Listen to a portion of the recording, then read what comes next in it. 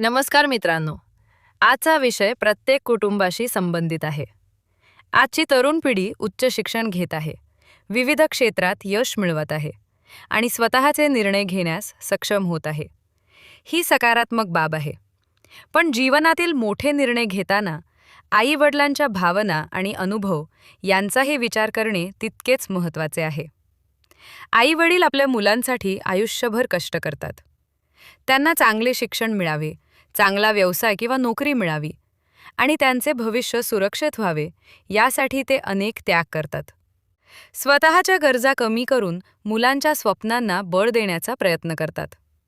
शिक्षण पूर्ण झाल्यानंतर प्रत्येक आईवडिलांची अपेक्षा असते की मुलगा किंवा मुलगी सुखी संसार करावा. त्यामुळे ते योग्य स्थळ शोधण्यासाठी प्रयत्न करतात.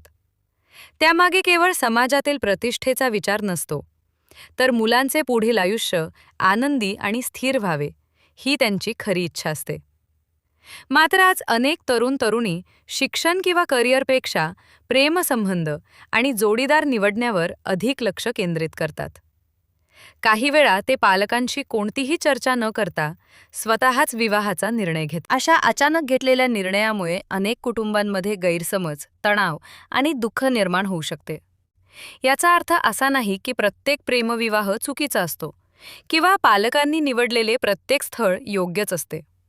महत्त्वाची गोष्ट म्हणजे संवाद, परस्पर आदर आणि विश्वास.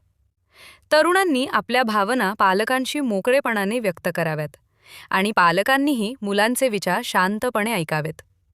जीवनातील मोठे निर्णय घाईत न घेता शिक्षण, करिअर, आर्थिक स्थैर्य आणि कुटुंबियांची मते यांचा विचार करून घेतले तर भविष्यातील अनेक अडचणी टाळता येऊ शकतात. चला, आपण अशी पिढी घडवूया जी स्वतःचे निर्णय घेईल, पण त्याचबरोबर आई-वडिलांच्या त्यागाचा, प्रेमाचा आणि अनुभवाचा सन्मानही करेल. कारण कुटुंबातील विश्वास, संवाद आणि परस्पर आदर हेच सुखी जीवनाचे खरे आधारस्तंभ आहेत. धन्यवाद.